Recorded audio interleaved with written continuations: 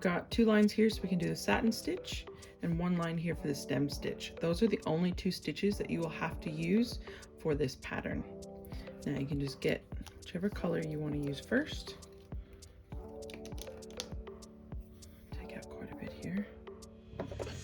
Most people say around elbow to hand length, but I usually do a bit longer just because I am lazy and don't want to have to keep knotting and re-knotting everything. Now I'm going to take these apart just to show you how they come apart. I use 2 strands of a 6-strand cotton for both stitches, but I'll use 3 for this one just because it makes it a bit easier to see. Now I tend to just actually pull them apart. I think everyone does that differently. And then let it kind of unwind a little bit. We'll see how many tries it'll take for me to get the needle on. I think this is a size 7 embroidery needle. Okay, now I pinch it all the way down so I can't see it. And I kind of push the needle down. Oh, we got 1 strand there. Didn't want to come through. Try again.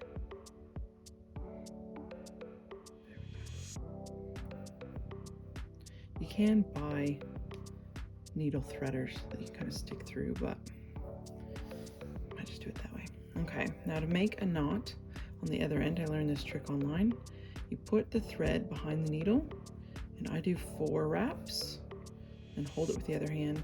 I hold that one tight, so I'm holding it on the needle, squeezing it together while I pull the needle through. Ta-da! Knotted end. Works great. Okay. Now for the satin stitch, you're going to want to start either top or bottom, but whichever way you start, that's how you should kind of keep going. I tend to do top to bottom. Now, the way I get my really flat stitches is I kind of pull the twist out of the fabric, out of the strand, out of the embroidery floss, whatever you want to call it. And then to get it along the line, I'll either just put my needle right through that to get my straight line, or come back up through the top, get right on that line. Go through and straighten that out so there's no twist in it, or you can kind of put it there and then move it and then push down so you can make sure you see your line. Sometimes I have to do that because I can't actually see where the line is under it, and because the patterns are so wavy, that tends to work a bit better. Now you're just going to keep coming up through the top. I take out the twist, put it back through. Now, once you get a few spaced apart evenly, then I tend to try to go kind of in the middle of each next one. I'm going to twist this needle and thread a little bit so that it untwists a bit easier for me. And then don't need to really kind of eyeball it a bit better then. And if they don't go perfectly along the line that you want, I just tend to go over it again and pull straight so that at least the top stitch that you're seeing is in the same direction as the other one.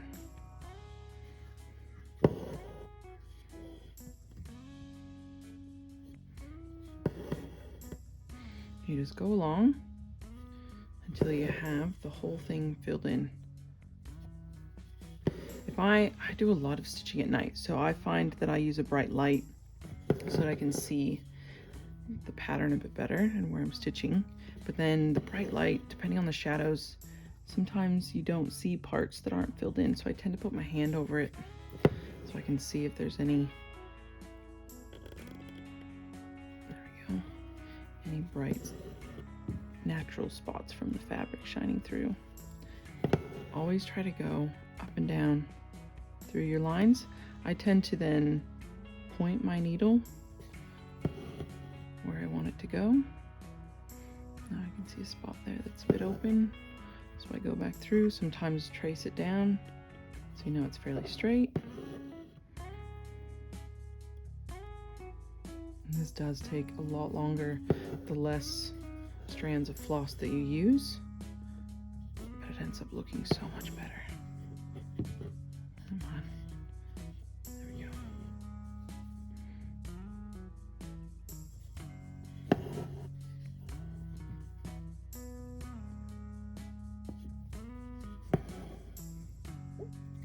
Oh, I was kind of hoping it was going to do that actually. Okay. Now if you get a little, see how it's knotted on itself? If you put your needle through the loop, make sure I've got it through both of them, all three, and then you pull on the tight side, so kind of the back part of the stitch will just come undone. I always have 2 needles so that I can do that kind of stuff without having to take my needle off the strands.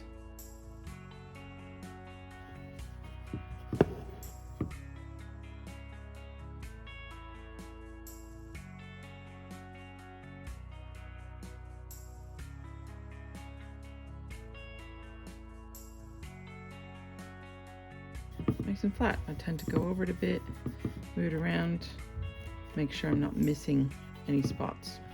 Now, when you go to do your second color,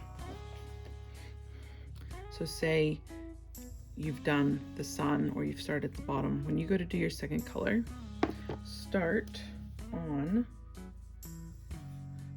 the side, a line that's away from your color. So that way you can keep on that line and then go in even through that same hole that you came out the first one, because then when you do the 2 rows right next to each other, they look really neat and tidy. Instead of having a lot of the fabric showing through, you just kind of have your colors all together. So that is your satin stitch. Okay, stem stitch. This is how I do the outline of the animal. You do not have to use stem stitch. If you do not, you can use a back stitch. You can use just a regular running stitch, whatever you want, but I just like the look of it, how it looks twisted. So when you're starting a line, you're gonna go out and start past your starting point. And then, stop tangling on me. Go back in at the beginning of the line.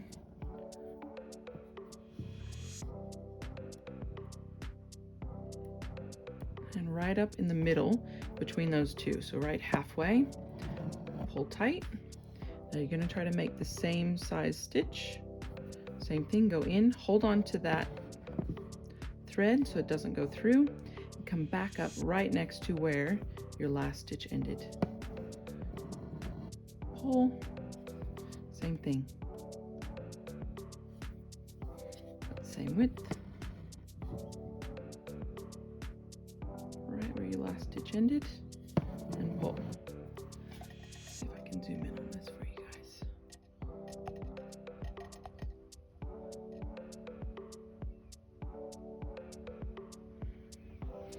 Okay. Through, hold on to the thread, back up where your last stitch was. So you're just always coming back up halfway.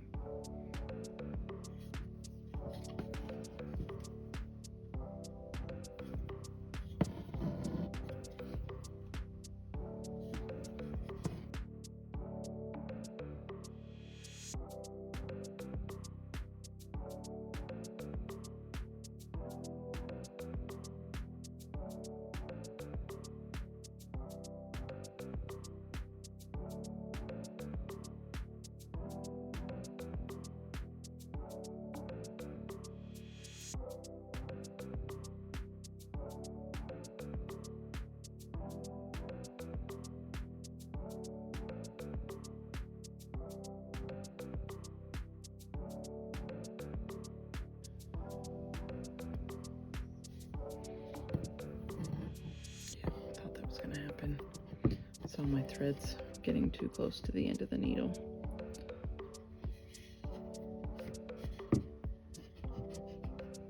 There we go. If I accidentally pull it out, snip off the end again.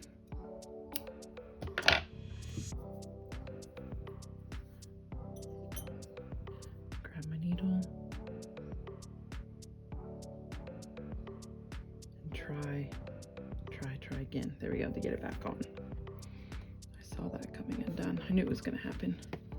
Just didn't stop it in time.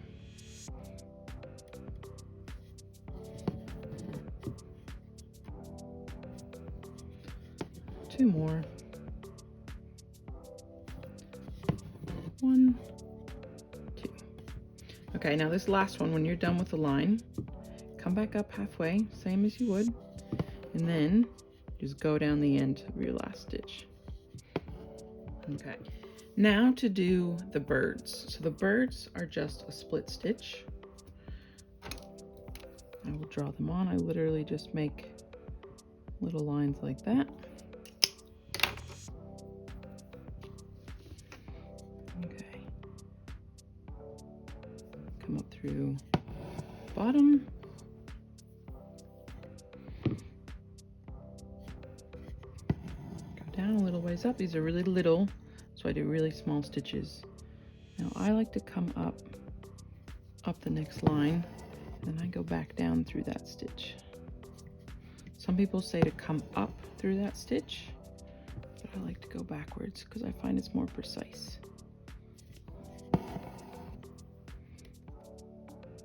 Down through the back stitch. These are tiny little stitches, so do your best.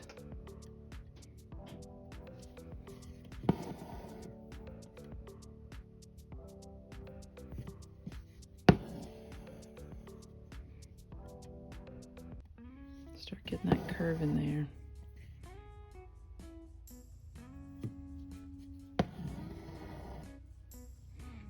I might do one more, make it a little bit bigger.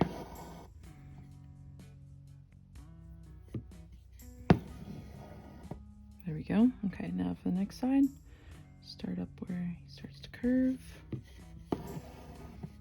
You're gonna have to go back down through a stitch of the other wing. There we go.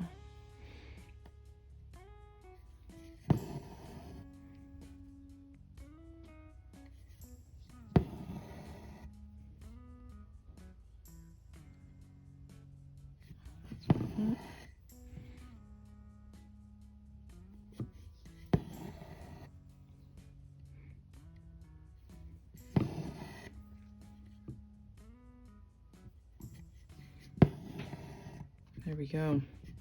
Little bird, done. Take this out, turn it over.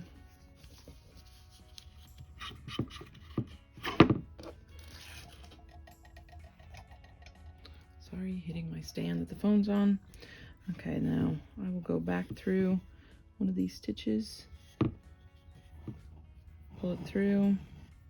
I tend to just go through the loop twice. Pull it down tight.